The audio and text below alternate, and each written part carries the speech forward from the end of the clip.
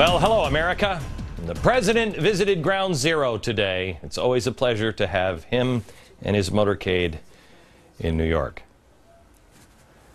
Traffic is snarled again, but at least he's not here just for political reasons, or is he? It was the first time that he has been to Ground Zero since the 2008 presidential campaign, when he, as a candidate, stood alongside Senator John McCain. Obama invited President Bush to join him here today.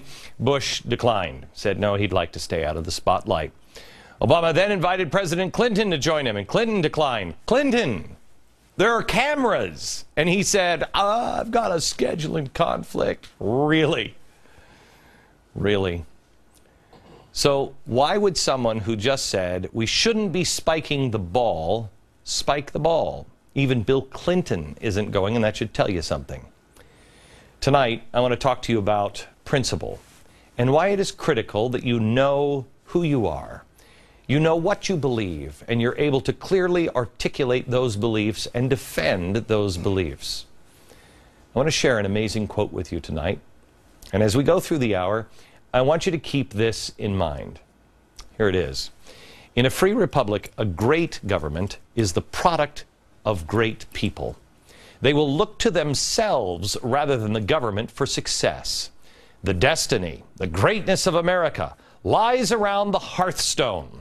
If thrift and industry are taught there, and the example of self-sacrifice appears, if honor abide there, and high ideals, if the building of fortune be subordinate to the building of character, America will live in security, rejoicing in abundant prosperity and good government at home, and in peace, respect, and confidence abroad. If these virtues be absent, there is no power that can supply these blessings. Look well to the hearthstone. Therein all hope for America lies. That was Calvin Coolidge. So what are the principles of the hearthstone again? There they are. Thrift, industry, self-sacrifice, honor.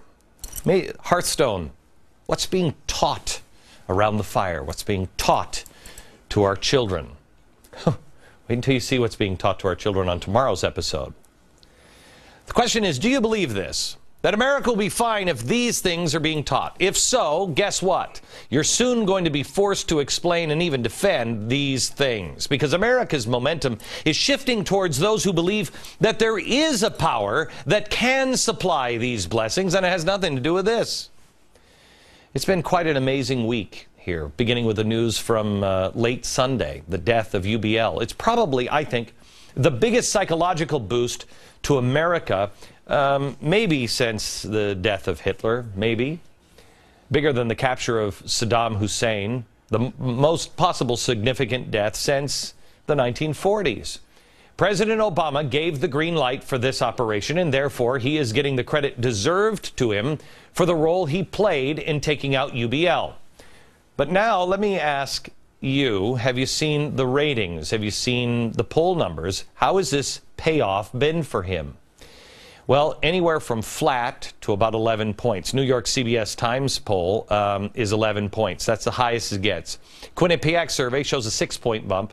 Rasmussen shows 2, which is basically flat. So the best case scenario here is 11%, and that's from CBS News and the New York Times. More likely, it's somewhere in between. That's all the bump a president gets for taking out the world's #1 most wanted terrorist. That he should be up 25 points, don't you think? George W. Bush, I mean, I give him credit for it. He did the job. George W. Bush was in the low 90s after 9/11, but that was different. George H.W. Bush is probably a better comparison. After the Gulf War, it was 89%. Kennedy hit 83% after the Bay of Pigs invasion, and that one didn't go well. 11 points at the high point. Obama had a huge success and no poll spike. I contend that 11 is going to be the highest he will see by far.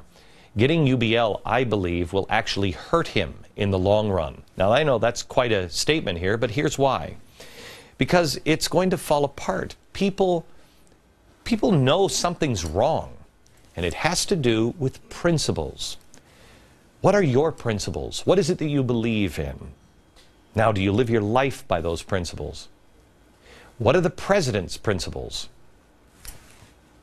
I don't know. Do you? Do our allies? They're getting harder and harder to tell.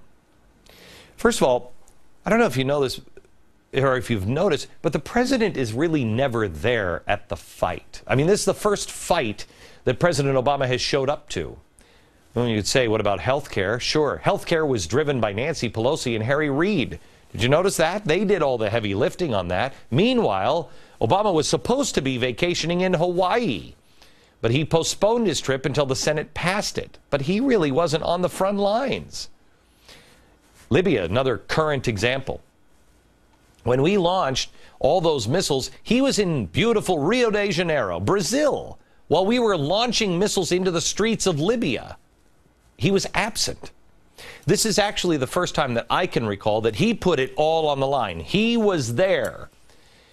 And while I realize, it's not easy, as far as presidential decisions go, this shouldn't have been that difficult. But it took this president 16 hours to decide. Remember, back in August, they knew where UBL was. In February, they said, all right, we're going to try to capture or kill him, right? He said yes. This last week, they found out, we're ready to go, Mr. President. It took him 16 hours to decide. I mean, what did he do? I mean, that's a really pretty easy question, isn't it? I mean, I got to get a nap in. I got to get on my jammies and a blanket and a sippy cup. What are you doing? 16 hours? He could have gotten 2 full nights sleep. 16 hours. Put this in perspective. The World Trade Center hijackers boarded their planes in Boston around 6 a.m. By 9:03, both planes had hit the 2 towers. That's 3 hours to accomplish the job. It took the President of the United States more than 5 times this time to make that call. Why 16 hours? This is why I believe the poll numbers will fall apart and why it took him 16 hours. Because I think he got all tripped up in his own mind because he was contradicting every bit of foreign policy, everything he's ever advocated.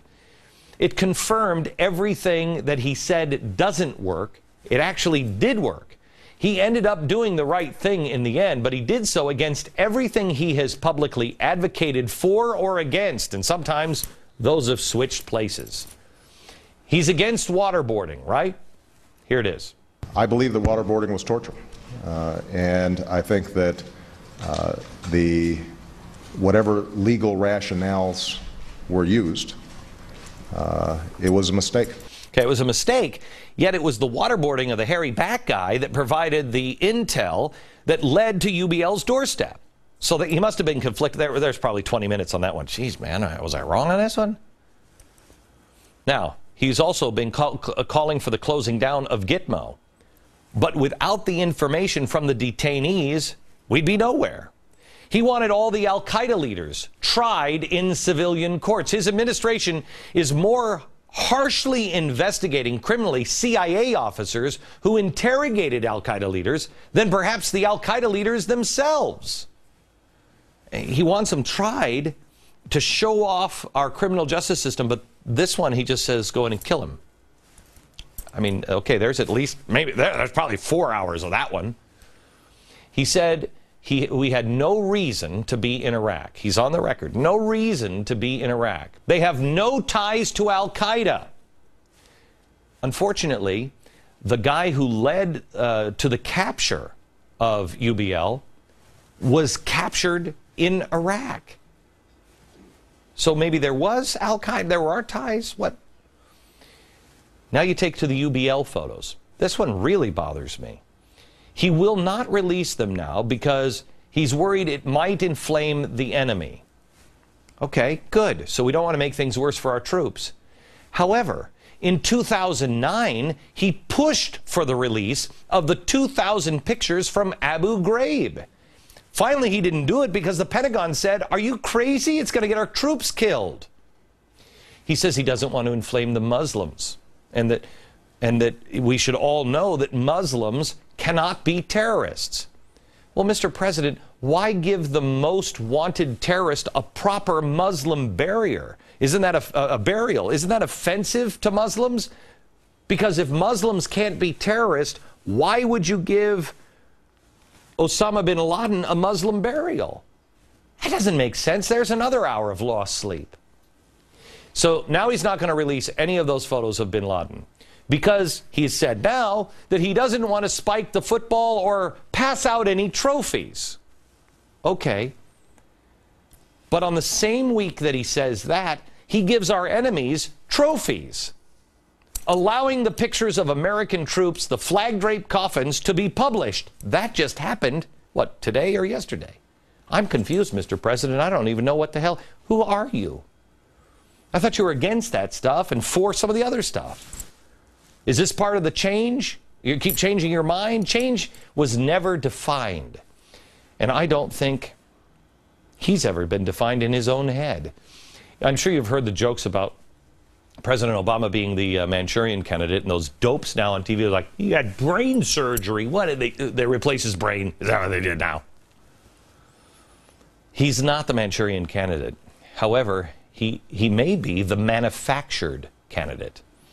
On the campaign trail, the press manufactured every image of him. They eagerly labeled this man as JFK. There it is. Then when that one kind of didn't work, they labeled him as Abraham Lincoln.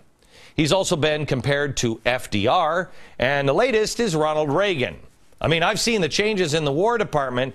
I mean, he's really looking more like George W. Bush, because he keeps just appointing all the same people that Bush did. So maybe he's Bush. No, he's Barack Obama. But who is Barack Obama? Can you really tell? His stance on Israel. On one hand, he says they have the right to exist. And then, on the other hand, he praises the people in Egypt and helps them out who are vowing to wipe Israel off the map. All right. He wants to sit down with Mahmoud Ahmadinejad, yet he'll barely sit down with Benjamin Netanyahu. Try this one on for size. Every year, a message goes out to the Iranian people for the new year. In 2009, here's the face of Barack Obama, all nicey nice. Watch. For nearly 3 decades, relations between our nations have been strained. But at this holiday, we are reminded of the common humanity that binds us together. So on the occasion of your new year, I want you, the people and leaders of Iran, to understand the future that we seek. It's a future with renewed exchanges among our people and greater opportunities for partnership and commerce. Wow, we want to do trade with these people because we have a lot in common. 2 years later, the same president. No more happy talk. For nearly 2 years, there's been a campaign of intimidation and abuse. Young and old, men and women, rich and poor, the Iranian people have been persecuted. Hundreds of prisoners of conscience are in jail. The innocent have gone missing.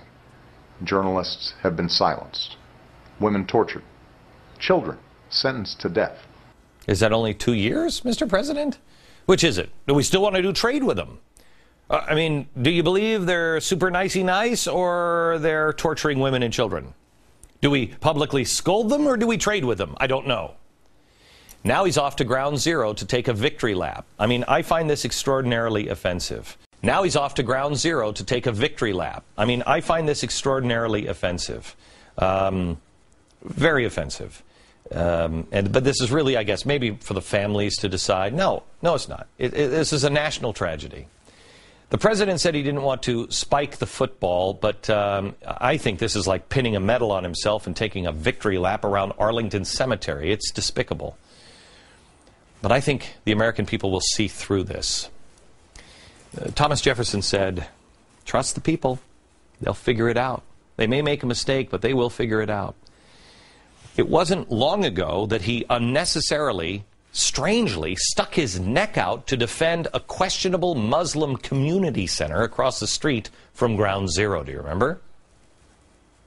As a citizen and as president, I believe that Muslims have the right to practice their religion as everyone else in this country. And that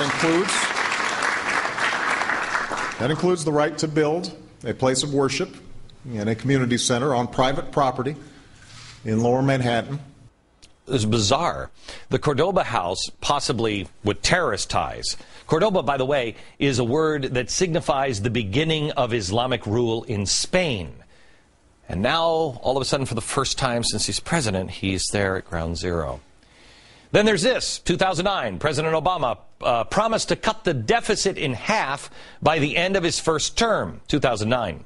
That's why today I'm pledging to cut the deficit we inherited by half by the end of my first term in office. Wow. To cut our deficit in half by the end of my first term. Holy cow. Even under the most pessimistic estimates. All told, by the end of my first term, we will have cut the deficit in half. Whoa. Wow. But in his first 19 months, he added more debt than all of the presidents from Washington to Reagan combined. And now the Fed says the debt ceiling needs to be raised another $2 trillion because we just keep spending money. You can only get away with this stuff if you are ignorant or uninformed. That's the kind of audience that will buy this kind of stuff. And lucky for the enemies of our country and those who want to destroy America, we do see through it, right? Some do. Our 8th graders now, though, don't even know what the Bill of Rights are because of what's being taught in school. Teens flocked to the internet to ask, who is Usama Bin Laden?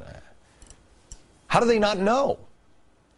Well, they don't talk about 9/11 once a year in school the way that they probably should. Do they mention the guy who did it? Guy probably still at large. Should we mention that? No, probably not. Because this president made 9/11 not a day of remembrance, but, quote, a national day of service and remembrance. We put service in front of remembering. Those kids that were Googling Bin Laden don't know also about 9/11 because we sheltered our kids. We're afraid to show them what happened. It'll be too traumatizing. You know what? You fall down and go, ow, and you get a boo-boo from time to time. Boo-boos hurt. This was a very, very, very, very, very, very big boo-boo. But we should let our kids understand. We can't even show the towers falling. I can't show them on this network, and I couldn't show them on CNN. Why? Too traumatizing to show the towers coming down. Quite honestly, they should be shown at least every September 11th. They should be shown maybe every day, because we're forgetting. Things will get very ugly if we don't know who we are. And whether it's through laziness or apathy, agenda, or whatever, we are losing that knowledge. That's why it is critical that you are able to articulate what we are and who you are and keep it alive.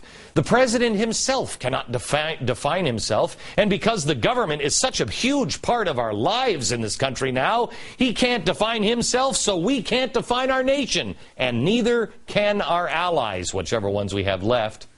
Let me ask you a question. Are we a capitalist nation anymore? Have you seen the Fortune 500 list and who's on there? I love this. You got GE, GM, and Fannie Mae on the top 10. Fannie Mae, excuse me? All of these guys are in bed with government, taking bailouts, or they are the government. What are we? Are we a capitalist country? I don't think anybody knows. And that's the problem. We're doomed if we can't define ourselves. Let's look at some of the topics here that we've covered. Israel. He loves Israel, but I got to distance myself from them. Iran. We love Iran, but there's no real action here. Waterboarding. It doesn't work, but we use the info proving that it does work. Capitalism. He loves it, but he dismantles it. Debt, against it, but spends more than any other president in history. Hello? Here's reality. Israel. They're our friend. Iran. Love? No. Enemy. Waterboarding.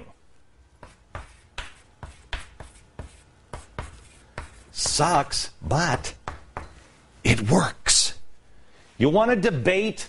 You can't debate anymore if it works. We know it works. Now, should we do it? That's up for the American people. Capitalism. Do I even need to answer? Hello? You know what, let me tell you something. When it comes to GM, get out of the car business, America. And if you're going to get into a car business, what do you say we get in with Honda? What are they going to do? A Chevy Volt doesn't work. Are we going to keep spending money until they come up with a Chevy Spark? Debt. He's against it. But he's spending. Cut spending. Stop it. The president wants our identity to come from government, from the collective. It must come from the individual. It must come from shared values and principles. Know them, share them, debate them, or lose them. We have to know who our friends and who our enemies are. The youthful revolutions in Egypt, the Middle East, everybody was cheerleader. Commentators and the president, everyone across the board applauded the largely peaceful democratic revolutions. And now we have the Palestinian president and leader of Hamas meeting yesterday to sign the Fatah-Hamas Accords. Looks like they've kissed and made up here. The agreement was signed in Cairo, and with it came a stern warning to Israel from Mahmoud Abbas. Quote, "We reject blackmail, and it is no longer possible for us to accept the occupation of the Palestinian land." Then Syria. The Syrian-based head of Hamas said, quote, "The common national goal is to establish a Palestinian state with Jerusalem as the capital, without settlements and without giving up a single inch of it. And the right of return." Oh, this is going to be a good summer, isn't it? Is this the democracy we were all for? Because, again, I'm confused. We're not bombing in Syria, but we are bombing in Libya. Why? Where are our principles? What are our principles? And where's the press? Why are they ignoring it? Just like they're ignoring everything else.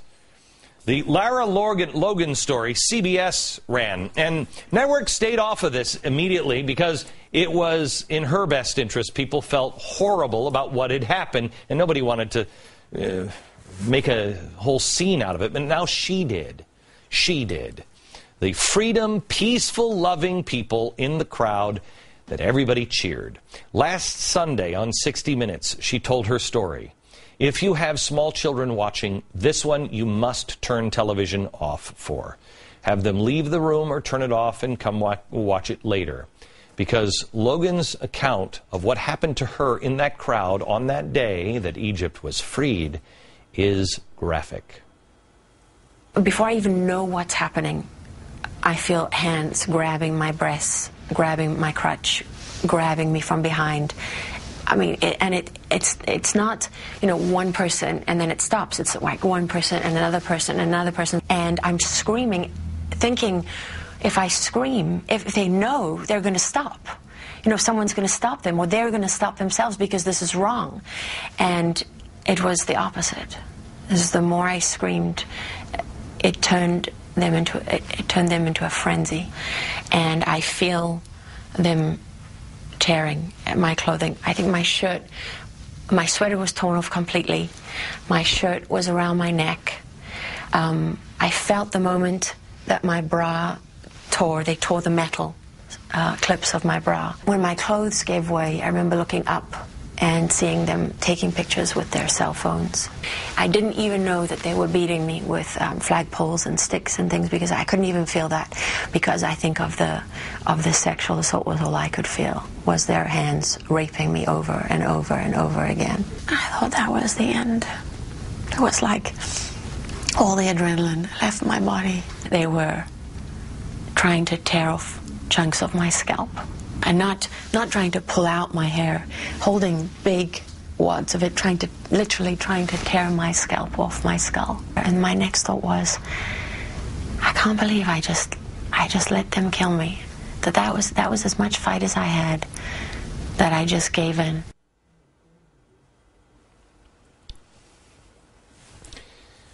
This is what democracy looks like. Why isn't the media all over this? I mean, she's one of their own. And it's now being ignored. Evil is being ignored repeatedly.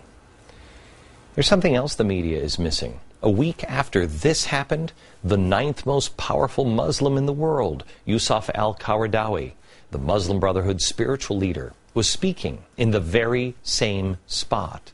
And the crowd was chanting, "Death to Israel, death to Israel." A dark, dark period is coming in the Middle East and perhaps the globe. And the sentiment is spreading here in America. I don't understand it. Here it's quite easy to see evil and good. I don't understand how it's being ignored. But I can understand now why no one in the world can figure out what America's principles are anymore.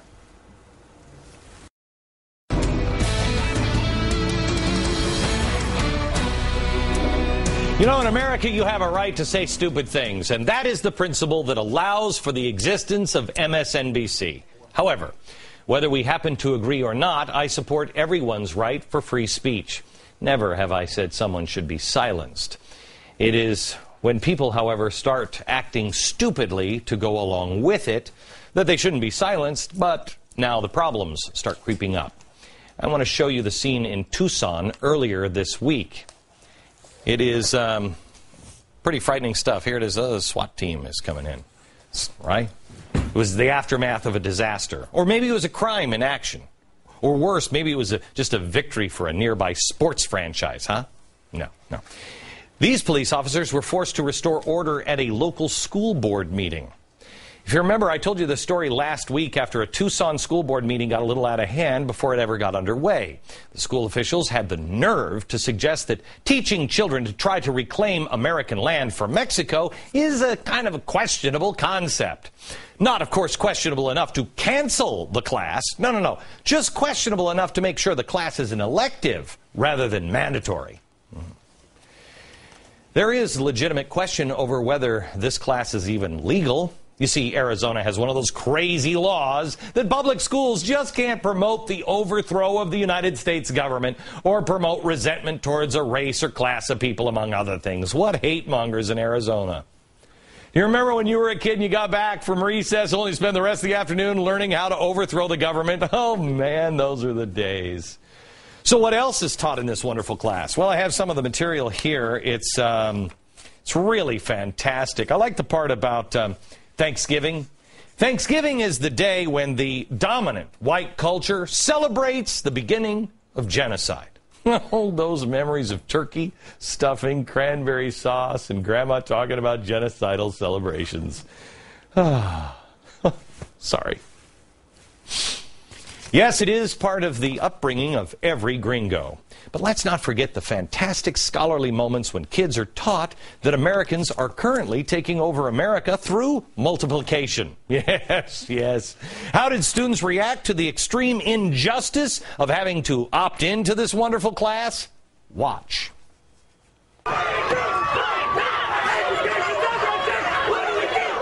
Rage. They actually chained themselves to school board members' desks, refusing to leave. The meeting was canceled, but some of the members snuck around to watch the chanting, which continued for an hour. So earlier this week, the school board tried to take up the discussion again. Surely those kids who are being taught to overthrow their government would behave this time, right? No, shockingly, no, not so much. The rage again. Riot police were called in to restore order. School board members had to be taken out of the classroom or the room until the room calmed down. And then, of course, the vote never could take place.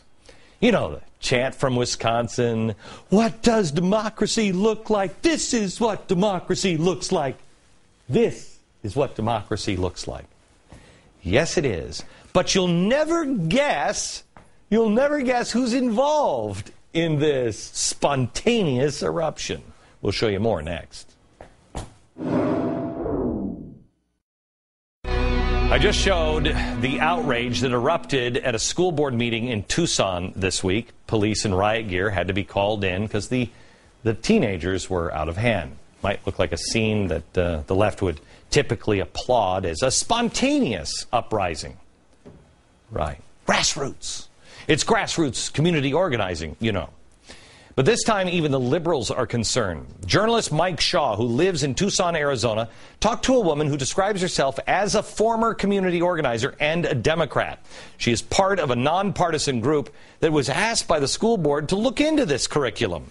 She says this program has been hijacked by social justice and called the Mexican-American curriculum inflammatory. Now, one of the group's other members, a former teacher, described the type of teaching that is going on now in the class. The same way of teaching that's being done in Nicaragua and other communist-controlled countries, it's Marxist-driven. It's all about opposition to capitalism. It's all about the class struggle, and it's all about looking through everything through the lens of race. America got to wake up pretty quickly. The kids, you see, are protesting, and they're part of a youth group.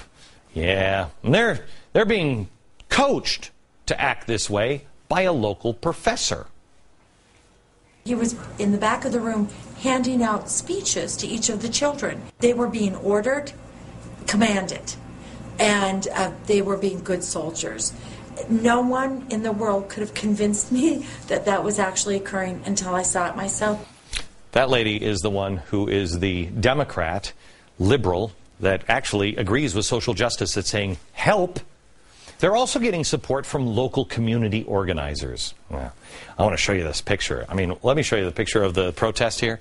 You recognize anybody in this one? Put the shadow, put it on. Whoa, who's that guy? Look familiar? Ward Churchill, you remember him?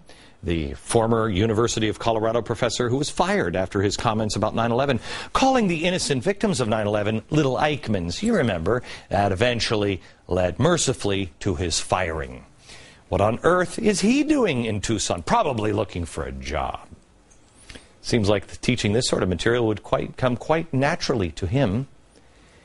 Do you remember how upset people were just a few years ago when he was teaching in a college classroom? Now, imagine this guy is now rounding up little troops in high school. Where's the outrage? Where is it? In Tucson, people are now starting to split. People who have been friends for years aren't talking to each other. Read the curriculum. We'll make it available at glennbeck.com later today. You've got to see this stuff. The state, by the way, is expected to rule this month whether or not this program adheres to the law at all. I can save you some time. It doesn't.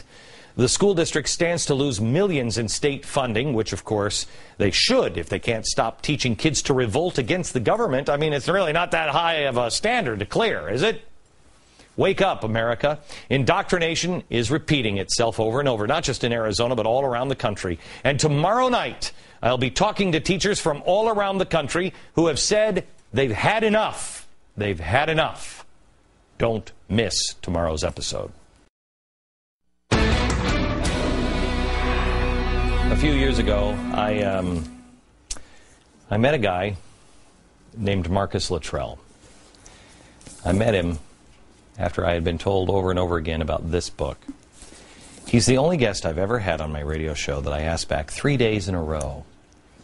He told the story of this book on my radio program. It was the most amazing 3 hours, I think we did, of probably my broadcast career. And we became good friends. And I love him. He is the lone survivor. This is the story of SEAL Team 10. He was the eyewitness to Operation Red Wing. It is a story of courage and compassion. This Saturday, the Navy is christening its newest warship, the USS Michael Murphy.